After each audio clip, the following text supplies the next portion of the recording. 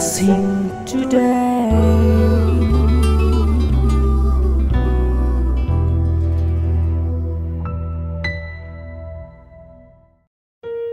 This program is sponsored by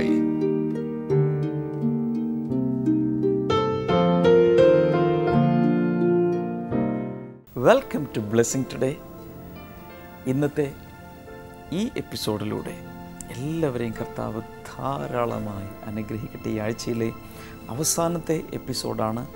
ഇനി blessing ടുഡേയിലൂടെ നമ്മൾ വീണ്ടും കാണുന്ന തിങ്കളാഴ്ചയായിരിക്കും. ഇന്നത്തെ ഈ എപ്പിസോഡിൻ്റെ സ്പോൺസേഴ്സിനായി നമുക്കെല്ലാവർക്കും ചേർന്ന് പ്രാർത്ഥിക്കാം. കർത്താവ്, ഞങ്ങൾ ചേർന്ന് ബാംഗ്ലൂരിൽ നിന്നുള്ള വെൽവിഷർക്കായി പ്രാർത്ഥിക്കുന്നു. തന്നെയും തൻ്റെ ഭാര്യയും എല്ലാ രോഗങ്ങളിൽ നിന്നും സമ്പൂർണ്ണമായി അങ്ങ് സൗഖ്യമാക്കണമേ. മൂത്ത മകളുടെ വിവാഹം ഈ 25-ാം തീയതി നടക്കുകയാണല്ലോ കർത്താവേ. ഞങ്ങൾ ഒരുമിച്ച് ആ വിവാഹത്തെ അനുഗ്രഹിക്കുന്നു. അഡ്വാൻസായി ലോകമെമ്പാടുമുള്ളവർ ചേർന്ന് അനുഗ്രഹിക്കുന്നു. ഇളയ മകൾക്ക് വേണ്ടി പ്രാർത്ഥിക്കുന്നു. അവളുടെ വിദ്യാഭ്യാസവും ഭാവിയും ഏറ്റവും അനുഗ്രഹിക്കപ്പെടട്ടെ. Thank you Lord. വെല്ലൂരിൽ നിന്നുള്ള എഡ്വേർഡ് ജോർജിനും ഷിനി എഡ്വേർഡിനും എഡ്വേർഡിനും വേണ്ടി ഈ സമയത്ത് ഞങ്ങൾ പ്രാർത്ഥിക്കുന്നു. എഡ്വേർഡിനെയും ഷിനിയെയും കർത്താവെ എല്ലാ രോഗങ്ങളിൽ നിന്ന് സൗഖ്യമാക്കണമേ. മാത്രമല്ല പ്രമോഷൻ നൽകണമേ എന്ന് പ്രാർത്ഥിക്കുന്നു. മകൻ എഡ്വേർഡിനെ വിദ്യാഭ്യാസത്തിൽ അങ്ങ് അനുഗ്രഹിക്കണമേ. ഗോൾ ബ്ലാഡർ സ്റ്റോൺസ് സമ്പൂർണ്ണമായി മാറിപ്പോകാൻ സൗഖ്യമാകാനായും ഈ സമയത്ത് ഞങ്ങൾ ചേർന്ന് പ്രാർത്ഥിക്കുന്നു. Thank you Lord. പാനായിക്കുളത്തുള്ള ബാബുവിനും ശോഭയ്ക്കുമായി പ്രാർത്ഥിക്കുന്നു. കർത്താവെ, സാമ്പത്തിക അനുഗ്രഹങ്ങളാൽ അങ്ങ് നിറയ്ക്കണമേ. ബിസിനസ്സിനെ അനുഗ്രഹിക്കണമേ. മുഴുവൻ കുടുംബത്തെ സകല അനുഗ്രഹങ്ങളാലും അങ്ങ് നിറയ്ക്കുന്നതിനാൽ നന്ദി പറയുന്നു. Thank you Jesus. അതുപോലെ കൊല്ലത്തു നിന്നുള്ള ബേബി തോമസിനും കുടുംബത്തിനുമായി പ്രാർത്ഥിക്കുന്നു. തൻ്റെ ഭാര്യ ജയ തോമസിനെ എല്ലാ രോഗങ്ങളിൽ നിന്നും അങ്ങ് സൗഖ്യമാക്കണമേ. ആസ്മയും അലർജിയും യേശു കർത്താവിൻ്റെ നാമത്തിൽ ഇപ്പോൾ സൗഖ്യമാകട്ടെ എന്ന് പ്രാർത്ഥിക്കുന്നു.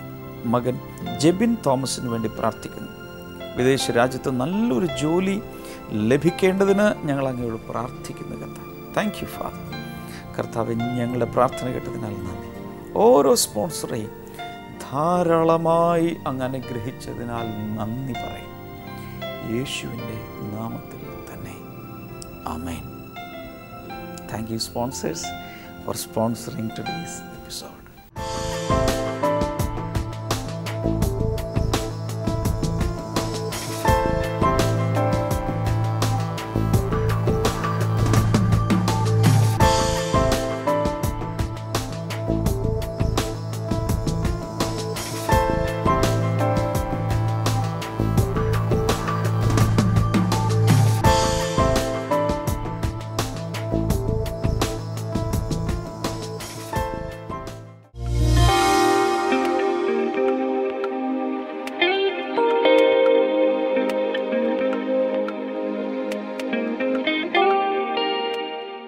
ബ്രദർ, ഈ അങ്കിളിൻ്റെ പേര് ജോസഫ് എന്നാണ്, ഇരുമേലിയിൽ നിന്ന് വരുന്നു. ഈ അങ്കിളിന് കഴിഞ്ഞ 6 മാസം മുമ്പ് ഷുഗറിൻ്റെ പ്രശ്നം മൂലം വലത്തെ കണ്ണിൻ്റെ കാഴ്ച നഷ്ടപ്പെട്ടു. പെട്ടെന്ന് അതിൻ്റെ ചികിത്സ ശരിക്കും ചെയ്യാതിരുന്നുണ്ടാന്നാണ് പറയുന്നത്. കാഴ്ച നഷ്ടപ്പെട്ടു. അങ്ങള് പറയുന്നത് അതിൻ്റെ 70% വലത്തെ കണ്ണിൻ്റെ കാഴ്ച പോയി. അത് എന്തെങ്കിലും ഒരു വസ്തുവിൽ നോക്കി കഴിഞ്ഞിട്ടുണ്ടെങ്കിൽ അത് 2ആയിട്ടാണ് കാണുന്നത്. ഡബിൾ വിഷൻ ആയിട്ട് പിടിച്ച് നടക്കാൻ പറ്റുള്ളൂ. എന്തെങ്കിലും അതുകൊണ്ട് പേടിയാണ്. വീഴുവോ എന്ന് കണ്ണ് ശരിക്കല്ലാത്തത് കൊണ്ട് അങ്ങനെ പ്രശ്നമായിരുന്നു. എന്നിട്ട് ഡോക്ടർമാരെ കാണിച്ചപ്പോൾ ഡോക്ടർ പറഞ്ഞത് ഇതാണ്, ആ കണ്ണിൻ്റെ കാഴ്ച പൂർണ്ണമായും നഷ്ടപ്പെടാനാണ് സാധ്യത എന്നാണ് പറഞ്ഞത്. എന്നാൽ ദൈവം ചെയ്ത അത്ഭുതം എന്ന് പറയുന്നത് ഒക്ടോബർ 18-ാം തീയതി ബ്രദർ പ്രാർത്ഥിച്ചുകൊണ്ടിരുന്നപ്പോൾ, അന്ന് ബെഥേസ്ത കുളക്കരയിൽ നിന്നാണ് പ്രാർത്ഥിച്ചത്. അതായത് ഇസ്രായേൽ ടൂർ പ്രോഗ്രാമിനിടയിൽ ബെഥെസ്ത കുളത്തിന്റെ അടുക്കൽ നിന്നുകൊണ്ട് പ്രാർത്ഥിച്ച ആ പ്രാർത്ഥന. അന്നേരം പ്രാർത്ഥിച്ചത് ഇങ്ങനെയാണ്, കണ്ണിന് കാഴ്ചയില്ലാത്ത വ്യക്തികളെ ദൈവം സുഖപ്പെടുത്തുന്നു എന്ന് പറഞ്ഞു. Let eyesight be restored in Jesus' name. പിറ്റേ ദിവസം മുതൽ കണ്ണ് ഒരു കുഴപ്പവുമില്ല, പൂർണ്ണമായി കാണാം, വായിക്കാം. ദൈവം പൂർണ്ണമായി സൗഖ്യമാക്കിയെന്നാണ് ഞങ്ങൾ പറയുന്നത്. സാധാരണഗതിയിൽ ഷുഗർ പ്രോബ്ലം മൂലം കണ്ണിൻ്റെ കാഴ്ച കുറഞ്ഞു വന്ന് സാധാരണ അത് മുഴുവൻ പോകാറാണ് പതിവ്. കാരണം അങ്ങനെയുള്ള ഒത്തിരി പേരെ എനിക്കറിയാം. എന്നാൽ ഇതൊരു വലിയൊരു മിറക്കിളാണ്. മെഡിക്കൽ രീതിയിൽ നോക്കിയാൽ this is A great miracle. കാരണം ഇപ്പോൾ അങ്കിളിനെല്ലാം കാണാൻ സാധിക്കുന്നുണ്ട്. വെയിനിന് ഇത് ഡാമേജ് ഉണ്ടായിട്ട് അതുകൊണ്ടായിരുന്നു വെയിനാണ് ഡാമേജ് ഉണ്ടായത്. ഓക്കെ, സ്കാനിങ്ങിന്റെ റിപ്പോർട്ടൊക്കെ ഒത്തിരി കൊണ്ടുവന്നിട്ടുണ്ട്. ഇതിലത് ആ റിപ്പോർട്ടുകളെല്ലാം ഇതിൽ കൊടുത്തിട്ടുണ്ട്. ഓക്കെ, എന്നിട്ട് ഞാൻ ബ്രദർ ബേസേദ കുളത്തിന്റെ അവിടെ നിന്ന് പ്രാർത്ഥിച്ചു. എന്നിട്ട് കുളത്തിന്റെ അവിടെയോട്ട് ഇങ്ങനെ കൈ വെച്ചിട്ട് പറഞ്ഞു, ഞാൻ ഇവിടെ നിന്ന് പ്രാർത്ഥിക്കാണ്, കണ്ണിന് അസുഖമുള്ളവരെല്ലാം ഇപ്പം സുഖമായിട്ട് എന്ന് പ്രാർത്ഥിച്ചു. അപ്പം ഞാനത് വിശ്വസിച്ച് എൻ്റെ കൈ കണ്ണിന് ഇങ്ങനെ വെച്ച് പ്രാർത്ഥിച്ചു. ദൈവം പിറ്റേ ദിവസം മുതൽ എനിക്കതുകൊണ്ട് കാണാൻ. ശരിയാണോ ഈ പറയുന്നത്? എനിക്ക് കള്ളം പറയേണ്ട, ദൈവത്തിൻ്റെ നാമത്തിൽ കള്ളം പറയേണ്ട കാര്യമുണ്ടോ? അല്ല, ഞാൻ വിചാരിച്ചു കഴിഞ്ഞാൽ ഡാമിയൻ ബ്രദർക്ക് ഒരു ക്രെഡിറ്റ് ഇരിക്കട്ടെ, അങ്ങ് ചെന്ന് പറഞ്ഞേക്കാം. അങ്ങനെയാണോ? Credit Damian ബ്രദറിനല്ലോ. ആഹാ, അപ്പൊ ഈ സത്യമാണ് ഈ പറയുന്നത്? ജീസസ് ക്രൈസ്റ്റിനല്ലേ. ഹല്ലേലൂയ. കാരണം ഈ അങ്കിളിനെ ഞാൻ കണ്ടിട്ടില്ല. ഏത് എപ്പിസോഡിൽ എന്ന് പ്രാർത്ഥിച്ചെന്ന് പോലും എനിക്ക് ഓർമ്മയില്ല. ഒക്ടോബർ 18-ാം തീയതിയാണ്. അദ്ദേഹത്തിനെല്ലാം കൃത്യമായിട്ട് അറിയാം. അദ്ദേഹം പറയുന്നു ഇത് സത്യമാണ്. ഈ കണ്ണിൻ്റെ കാഴ്ച 70% നഷ്ടപ്പെട്ടു. നെർവിന് ഡാമേജ് ഉണ്ടായിരുന്നു. അന്നത്തെ പ്രാർത്ഥന വിടുതലുണ്ടായി. പിറ്റേ ദിവസം മുതൽ കണ്ണിന് യാതൊരു കുഴപ്പമില്ലാതെ അദ്ദേഹം ജീവിക്കുന്നു. കൈയടിക്കാമെങ്കിൽ കൈയടിച്ചോ. ഈ അങ്കിളിനോ അല്ല എനിക്കോ അല്ല, സൗഖ്യമാക്കിയ യേശുവിന്. വായിക്കുന്നതിനൊന്നും ഒരു കുഴപ്പമില്ല എന്നാണ് പറയുന്നത്. ഒന്ന് വായിച്ചു. സ്വർഗീയ പിതാവേ, അങ്ങ് സമാധാനത്തിൻ്റെ ദൈവമാകിയാൽ അങ്ങയെ ഞാൻ ആരാധിക്കുന്നു. ഇപ്പോൾ ഞാൻ അങ്ങയിൽ ശരണം പ്രാപിക്കുന്നു. എൻ്റെ പിതാവേ, ഈ കേസ് മൂലം ഞാൻ എത്രയോ ഈ പ്രായത്തിൽ കണ്ണട വെക്കാതെ വായിക്കുന്നേ എനിക്ക് തന്നെ ഭയങ്കര സ്ട്രഗിളാണ്. ഒരു അകലം പിടിച്ചാലേ വായിക്കാൻ പറ്റൂ. ഒരു കണ്ണട പോക്കറ്റ് അത് വെക്കാതെയാണ് അദ്ദേഹം വായിക്കുന്നത്. നല്ലൊരു കൈയടി യേശു കർത്താവിന് കൊടുത്താൽ. ഹല്ലേലൂയ. പരിശുദ്ധാത്മാവിനോട് പറയുന്നു, എപ്പിലെപ്സി മൂലം ഭയങ്കരമായി പ്രയാസപ്പെടുന്ന ഒരു വ്യക്തി ഈ സാക്ഷ്യത്തോട് ചേർന്ന് സൗഖ്യമാകുന്നുണ്ട്. വായി തുറന്ന് എല്ലാവരും പ്രാർത്ഥിക്കാൻ തുടങ്ങിയാലും യേശുവിൻ്റെ നാമത്തിൽ ആ രോഗം, വൃത്തികെട്ട രോഗം, പൈശാചിക ശക്തികളാൽ വരുന്ന രോഗം ഇപ്പോൾ സൗഖ്യമാകട്ടെ in Jesus name. Liver cirrhosis യേശുവിൻ്റെ നാമത്തിൽ ഇപ്പോൾ സൗഖ്യമാകട്ടെ. അതുപോലെ കണ്ണുകളുടെ കാഴ്ച യേശുവിൻ്റെ നാമത്തിൽ തിരികെ വരട്ടെ. കാതുകളുടെ കേൾവി ശക്തി തിരികെ വരട്ടെ. സംസാരശേഷി നഷ്ടപ്പെട്ടത് യേശുവിൻ്റെ നാമത്തിൽ തിരികെ വരട്ടെ. ഷുഗർ പ്രോബ്ലം മൂലം, ഡയബറ്റീസ് മൂലം ആന്തരാവയവങ്ങൾ തകരാറിലായ വർക്ക് ചെയ്യാത്ത വ്യക്തികൾ കർത്താവായ യേശുവിൻ്റെ നാമത്തിൽ ഇപ്പോൾ സൗഖ്യമാകട്ടെ. In the mighty name of Jesus സൗഖ്യമാകട്ടെ. ഏത് രോഗമായിരുന്നാലും ഇപ്പോൾ വിശ്വസിക്കുക. കർത്താവേ, അങ്ങയുടെ അത്ഭുതകരമായ സൗഖ്യം നടക്കുന്നതിനാൽ നന്ദി പറയുന്നു. യേശുവിൻ നാമത്തിൽ തന്നെ ഒരിക്കൽ കൂടെ കൈയടിച്ച് കർത്താവിന് നന്ദി പറഞ്ഞാൽ. Thank you so much uncle. God bless U.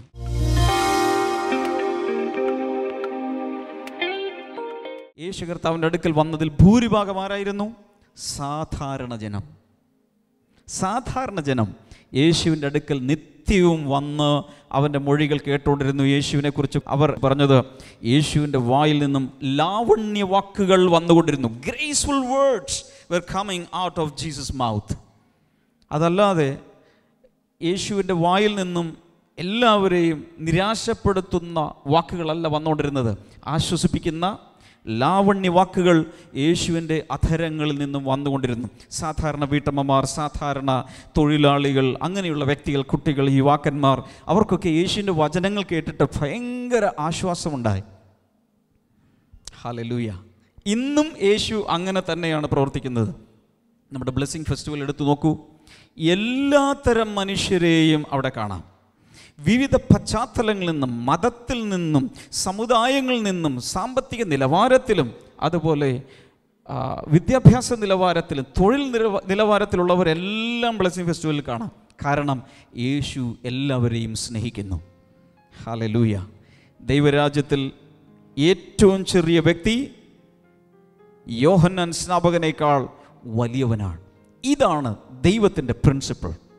ഇന്ന് എത്ര പേർ രണ്ട് കൈകളും ഉയർത്തി കർത്താവിനോടൊന്ന് പറയും, കർത്താവേ, എന്നെ അതുപോലെ കാണുന്നതിനാൽ നന്ദി പറയുന്നു. വായി തുറന്ന് ഒന്ന് യേശുവിനോട് പറയാമോ? എന്നെ സ്വീകരിച്ചതിനാൽ നന്ദി എന്ന് പറയാം.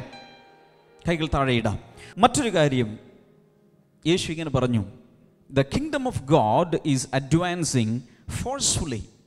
ദൈവരാജ്യം, ബലാത്കാരികൾ ദൈവരാജ്യത്തെ പിടിച്ചടക്കുന്നു. ദൈവരാജ്യം അതിശക്തിയോടെ മുന്നേറുന്നു. എല്ലാവരും ചേർന്ന് പറയാമോ? ദൈവരാജ്യം, സ്വർഗരാജ്യം അതിശക്തിയോടെ മുന്നേറുന്നു. ഹല്ലേലൂയ. ദൈവരാജ്യത്തിൻ്റെ ഒരു പ്രത്യേകതയുണ്ട്. ഈ ദൈവരാജ്യം ഒരു സ്ഥലത്ത് തന്നെ ഇങ്ങനെ ഇരിക്കുകയല്ല, അതിങ്ങനെ പരന്നുകൊണ്ടിരിക്കുകയാണ്. ചേർന്ന് പറഞ്ഞ ദൈവരാജ്യം പരന്നുകൊണ്ടിരിക്കുന്നു. എല്ലാ രാജ്യങ്ങളിലും, ഈവൻ കാട്ടുവർഗക്കാരുടെ ഇടയിൽ പോലും യേശുവിൻ്റെ സ്വർഗരാജ്യം സ്പ്രെഡ് ചെയ്തുകൊണ്ടിരിക്കുകയാണ്. ആർക്കും ഇതിനെ തടുക്കാൻ സാധ്യമല്ല. ഏതെങ്കിലും ഒരു വീട്ടുകാർ പറയുക ഞങ്ങൾക്കിവിടെ ഇതൊന്നും വേണ്ട, ഏതെങ്കിലും ഒരു ഭർത്താവ് പറയുകയാണ്, വീട്ടിലെ പിതാവ് പറയാം ഞങ്ങൾക്കിവിടെ ഇതൊന്നും വേണ്ട, അങ്ങനെയെങ്കിൽ അതിൻ്റെ അർത്ഥം ആ വീട്ടിൽ ശക്തമായ ദൈവത്തിൻ്റെ പ്രവൃത്തി നടക്കാൻ സാധ്യതയുണ്ട്. അദ്ദേഹത്തിൻ്റെ തലമുറകൾ മിക്കവാറും എഴുന്നേറ്റ കർത്താവിനെ സ്നേഹിക്കും. പണ്ടൊരു കാലത്ത് ഫ്രാൻസിൽ നടന്ന സംഭവമാണ്. അദ്ദേഹം പറഞ്ഞു, ഫ്രാൻസിൽ ഒരാൾ എഴുന്നേറ്റ് പറഞ്ഞത്, ഈ കറുത്ത ബൈൻഡിട്ട ഈ ബൈബിൾ എന്ന് പറയുന്ന സാധനം മനുഷ്യർക്ക് ഒത്തിരി ഹാനി വരുത്തുന്നുണ്ട്, അന്ധവിശ്വാസങ്ങൾ ഉണ്ടാക്കുന്നുണ്ട്. അതുകൊണ്ട് ബൈബിളുകൾ മുഴുവൻ നമ്മൾ കത്തിക്കും എന്ന് മാത്രമല്ല, ഇന്നേക്ക് ഇത്ര വർഷത്തിനകം ബൈബിളിൻ്റെ ഒരു പ്രതി പോലും ഈ ഭൂമിയിൽ ഉണ്ടാകുകയില്ല എന്ന് പറഞ്ഞുകൊണ്ട് കിട്ടാവുന്നിടത്തോളം ബൈബിൾ എല്ലാവരുടെ കയ്യിൽ നിന്നും മേടിച്ച് തീയിട്ടു. അഭിമാനത്തോടെ പറയാം, സന്തോഷത്തോടെ പറയാം, ചരിത്രം ചെക്ക് ചെയ്താൽ ആ ബൈബിൾ കത്തിച്ച വ്യക്തിയുടെ വീട് ബൈബിൾ സൊസൈറ്റി ഓഫ് ഫ്രാൻസിൻ്റെ ആസ്ഥാനമായി മാറി, ഹെഡ് ക്വാർട്ടേഴ്സായി മാറി. ഇതാ ദൈവം. യേശു പറഞ്ഞു ദൈവരാജ്യം ശക്തിയോടെ, പറഞ്ഞ് ശക്തിയോടെ, അത് മാത്രം പറഞ്ഞാൽ മതി. ദൈവരാജ്യം എങ്ങനെയാ വരുന്നത്? പോരാ, ശക്തിയോടെ പറ. ദൈവരാജ്യം എങ്ങനെയാ വരുന്നത്? ഉറക്കെ. അപ്പോസ്തല പ്രവൃത്തികൾ 2-ാം അധ്യായം വായിക്കുമ്പോൾ നമുക്ക് മനസ്സിലാകും ദൈവരാജ്യം എങ്ങനെയാണ് വരുന്നതെന്ന്. ഹല്ലേലൂയ. 120 പേർ അടങ്ങുന്ന ഒരു സംഘം, പ്രാർത്ഥനാ ഗ്രൂപ്പ് ഒരു മുറിക്കകത്ത് നിന്നുകൊണ്ട് യേശുവിനെ ക്രൂശിച്ചു കൊന്ന, കുന്തം കൊണ്ട് കുത്തിയ ആ വ്യക്തികളാൽ ചാകുമോ എന്ന് പേടിച്ചിട്ട് കതകടച്ച് അകത്തിരുന്നുകൊണ്ട് 10 ദിവസമായി പ്രാർത്ഥിക്കുമ്പോൾ അവിടെ ദൈവത്തിൻ്റെ രാജ്യം ശക്തിയോടെ ആ മുറിക്കകത്തേക്ക് ഇറങ്ങി വന്നു. ബൈബിൾ പറയുന്നത് അതിനകത്തേക്ക് ഒരു വലിയ കൊടുങ്കാറ്റായി, കതക് പോലും അടച്ചിരിക്കുക, വാതിൽ പോലും അടച്ചിരിക്കുക, വെന്റിലേറ്റർ പോലും അടച്ചിരിക്കുക, സൗണ്ട് കേൾക്കാതിരിക്കാൻ അത്രയും ഭദ്രമായി അടച്ചിരിക്കുമ്പോൾ അതിനകത്തൊരു കൊടുങ്കാറ്റ് വന്നു. ഞാൻ പറയട്ടെ, എല്ലാ ജനലും വാതിലും അടഞ്ഞ് ഇങ്ങനെ ഇരിക്കുമ്പോൾ ഒരല്പം കാറ്റെങ്കിലും അകത്തോട്ട് കയറുമോ? പക്ഷേ അകത്ത് വന്നത് എന്തായിരുന്നു? കൊടുങ്കാറ്റ്. കോളിംഗ് ബെല്ല് അടിച്ചിട്ടല്ല ഈ ശക്തി അതിനകത്ത് ഇറങ്ങിയത്. പത്രോസേ ഞാനൊന്ന് വന്നോട്ടെ എന്ന് ചോദിച്ചിട്ടല്ല പരിശുദ്ധാത്മാവ് മാളിക മുറിയിൽ ഇറങ്ങിയത്. അവൻ ഇഷ്ടം തോന്നിയപ്പോൾ അതിശക്തമായി ആ ഹോളിനകത്തേക്ക് പരിശുദ്ധാത്മാവ് വന്നു. അവിടെയുള്ള എല്ലാവരുടെ മേലും അഗ്നി നാവുകൾ പോലെ അവൻ വന്ന് നിറഞ്ഞു. ഇതുവരെ സംസാരിക്കാത്ത ഭാഷകളിൽ അവർ സംസാരിക്കാൻ തുടങ്ങി. പരിശുദ്ധാത്മാവ് അതിശക്തമായി പറയുകയാണ്, ഈ ഇരിക്കുന്ന വ്യക്തികളുടെ വീടുകളിലേക്ക്, നിങ്ങളുടെ വ്യക്തിപരമായ, നിങ്ങളുടെ പേഴ്സണൽ ലൈഫിലേക്ക്, നിങ്ങളുടെ കൂട്ടായ്മകളിലേക്ക്, കുടുംബ പ്രാർത്ഥനകളിലേക്ക് ദൈവത്തിൻ്റെ രാജ്യം എങ്ങനെയാ? പതുക്കെയല്ല, ക്രച്ചസിലല്ല വരുന്നത്, മുടന്തിയല്ല വരുന്നത്, അതിശക്തിയോടെ ഒരു വലിയ സ്ട്രോങ് വിൻഡായി, ഒരു ചുഴലിക്കാറ്റ് പോലെ, ഒരു കൊടുങ്കാറ്റ് പോലെ ഇറങ്ങി വന്ന് തൻ്റെ രാജ്യത്തെ, സ്വർഗരാജ്യത്തെ അവൻ സ്ഥാപിച്ചെടുക്കും. കാരണം he is the mighty one of Israel, he is the almighty God, he is the El Shaddai. അവനേക്കാൾ ശക്തിയുള്ള വേറെ ആരുമില്ല. അവൻ ആരുടെയും പെർമിഷൻ ചോദിക്കേണ്ട ആവശ്യമില്ല. രാജ്യങ്ങളിൽ അവൻ വരും, കുടുംബങ്ങളിൽ അവൻ വരും, ഗോത്രങ്ങളിൽ അവൻ വരും, വ്യക്തികളിലേക്ക് അവൻ വരും. കാരണം അവൻ അത്ര സർവശക്തൻ. Oh my Jesus. കൈകൾ അടിക്കുമ്പോൾ കണ്ണുകൾ അടച്ച് ഈ സർവശക്തനായ ദൈവത്തിന് മഹത്വം കൊടുക്കാം. പരിശുദ്ധാത്മാവിൽ ഞാനൊന്ന് പറഞ്ഞോട്ടെ, ചില വീടുകളിലൊക്കെ പറഞ്ഞു കാണും, ഈ പുസ്തകമൊന്നും ഇവിടെ കൊണ്ടുവരണ്ട, ഈ ടൈപ്പ് പ്രാർത്ഥനയൊന്നും ഇവിടെ വേണ്ട. ആത്മാവിൽ ഞാൻ പ്രവചിക്കുന്നു, അവിടെയാണ് അത് നടക്കാൻ പോകുന്നത്. ഹല്ലേലൂയ. കാരണം ഒരിക്കൽ ഒരാൾ ഇങ്ങനെ പറഞ്ഞു, അപ്പോസ്തലപ്രവൃത്തിയിൽ 9 അത് വായിക്കാൻ കഴിയും. അപ്പോസ്തലപ്രവൃത്തിയിൽ 9 ആ വ്യക്തിയുടെ പേരാണ് സോൾ, മലയാളത്തിൽ ശൗൽ, വേറൊരു ഭാഷയിൽ സൗൾ. ആ വ്യക്തി പറഞ്ഞത്, ഈ ടൈപ്പ് ആളുകളെ ഞാൻ ജീവിച്ചിരിക്കുമ്പോൾ ഇങ്ങനെ മുന്നേറാൻ ഞാൻ സമ്മതിക്കില്ല.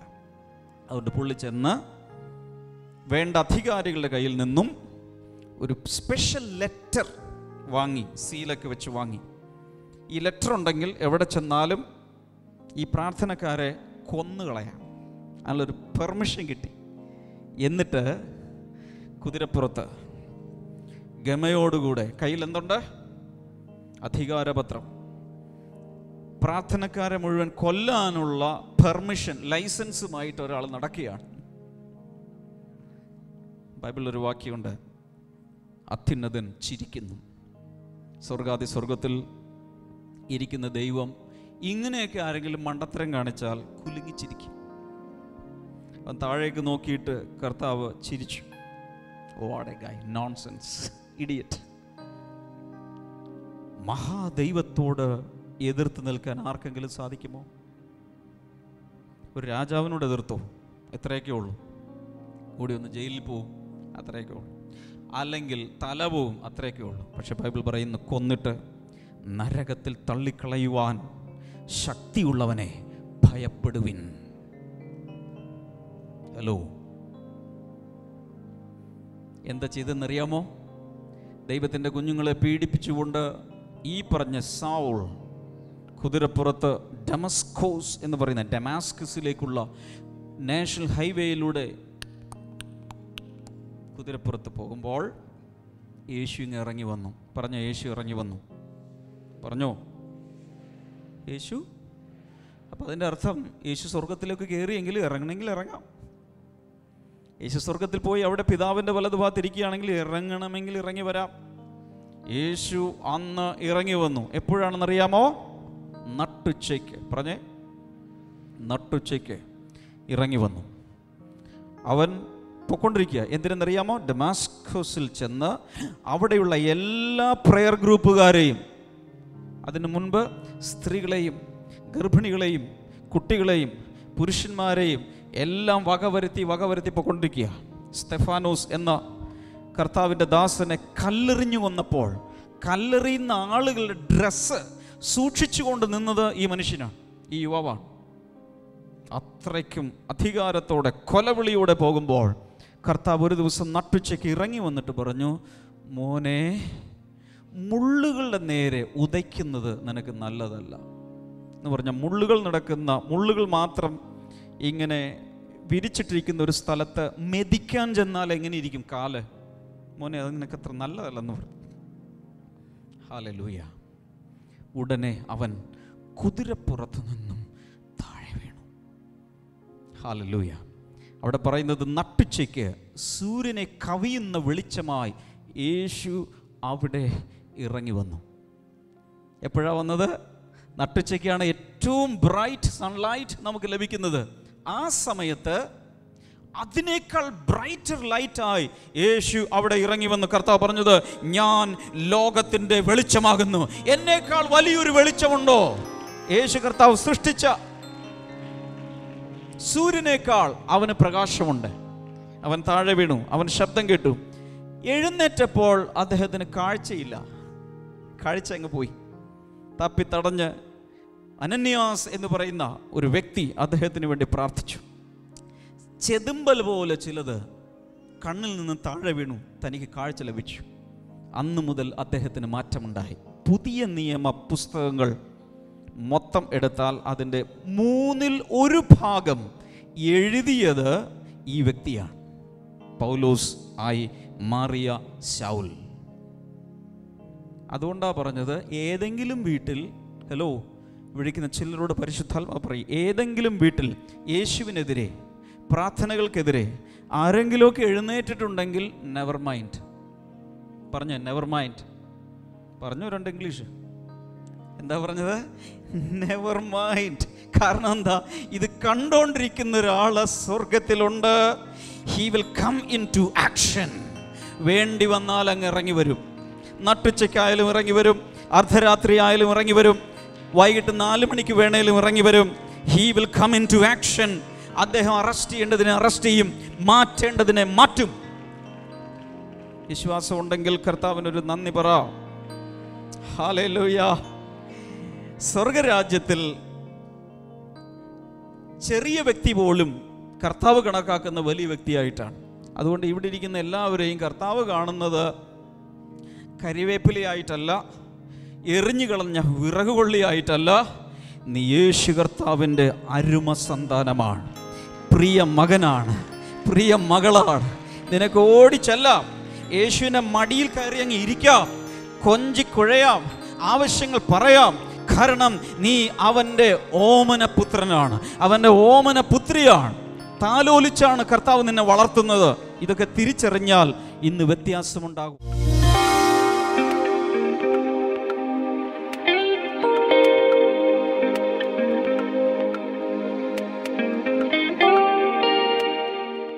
ഈ സമയത്ത് നമുക്ക് ഒരുമിച്ച് ചേർന്ന് പ്രാർത്ഥിക്കാം. കർത്താവെ, ഞങ്ങൾ വിശ്വാസത്തോടെ അങ്ങയുടെ സന്നിധിയിലേക്ക്, കൃപാസനത്തിനടുക്കിലേക്ക് വരും. ഈ ബ്ലെസ്സിംഗ് ടുഡേ കാണുന്ന രോഗികൾക്ക് വേണ്ടി, പ്രയാസങ്ങൾ അനുഭവിക്കുന്നവർക്ക് വേണ്ടി, അവരെയും കൊണ്ട് അങ്ങയുടെ അടുക്കിലേക്ക് ഞാൻ വരും. കർത്താവ് യേശുവിൻ്റെ നാമത്തിൽ വിവിധ രോഗങ്ങളിപ്പോൾ സൗഖ്യമാകട്ടെ. Thank you father.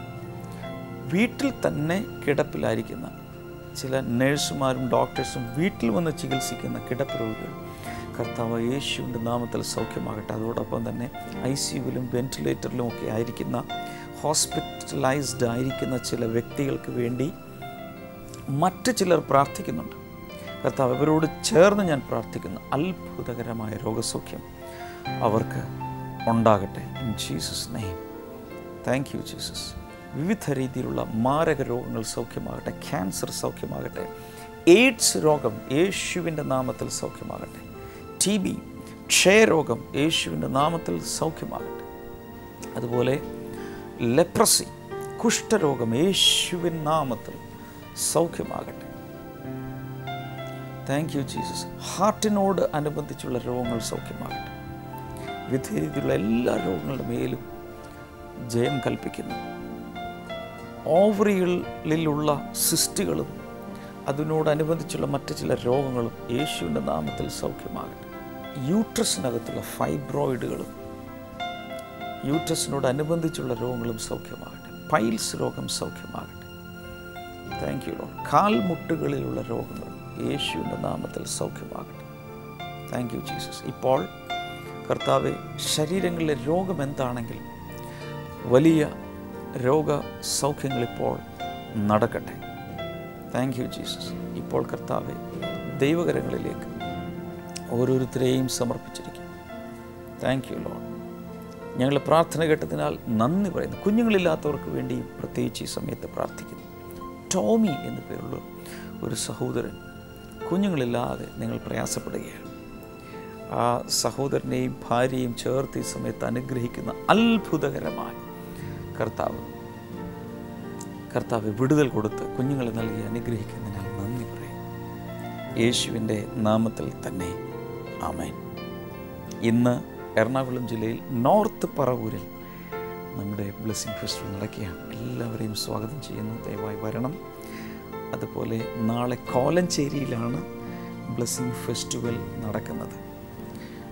ഈ മീറ്റിങ്ങിൽ വരുമ്പോഴും അതല്ലെങ്കിൽ ബ്ലെസ്സിംഗ് സെൻറ്ററിൽ വരുമ്പോഴും നിങ്ങൾക്ക് കൈവശമാക്കാവുന്ന ഇംഗ്ലീഷിലും മലയാളത്തിലുമുള്ള എൻ്റെ പ്രാർത്ഥനാ ഡയറി, മൈ പ്രയർ ഡയറി, അനേകരുടെ ജീവിതത്തിൽ, ആയിരക്കണക്കിന് പേരുടെ ജീവിതത്തിൽ, ഒരു പ്രാർത്ഥനാ ജീവിതത്തിൽ വലിയ വിപ്ലവം ഉണ്ടാക്കിയ ഒരു സൃഷ്ടിയാണിത്.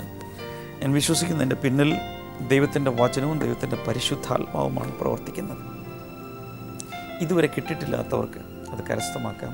സ്ക്രീനിലെ നമ്പറിൽ രാവിലെ 10 മുതൽ 5 മണി വരെയുള്ള സമയത്ത് വിളിച്ചാലും നിങ്ങൾക്ക് എൻ്റെ കോപ്പികൾ തപാൽ മാർഗം അയച്ച് ലഭിക്കുന്നതായിരിക്കും. അതുപോലെ എല്ലാ ഞായറാഴ്ചകളിലും വിവിധ ജില്ലകളിൽ വിവിധ സ്ഥലങ്ങളിൽ ബ്ലെസ്സിങ് സെൻറ്ററുകൾ പ്രവർത്തിക്കുന്നുണ്ട്. ആഴ്ചയിൽ ഒരു ദിവസം ഒരുമിച്ച് ഒരു കുടുംബത്തെ പോലെ വന്ന് ദൈവത്തെ ആരാധിക്കുവാനും അനുഗ്രഹങ്ങൾ നിറയുവാനുമുള്ള അവസരമാണ് blessing സെൻറ്ററുകളുള്ളത്.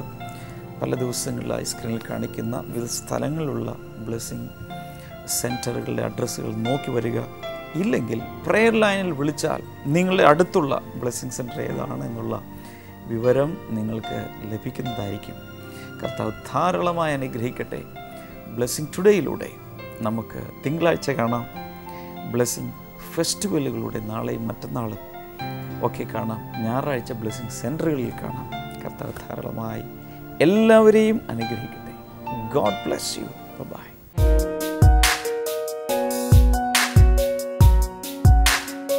Welcome back to Bible new. ഇന്നത്തെ ചോദ്യം ഇതാണ്: ആർക്ക് ഇടം കൊടുക്കരുതെന്നാണ് പൗലോസ് പറയുന്നത്? To whom one should not give foothold according to Paul. Options: A. ജാതികൾ, B. ആർത്തിക്കാരൻ, C. അടിമകൾ, D. പിശാച്.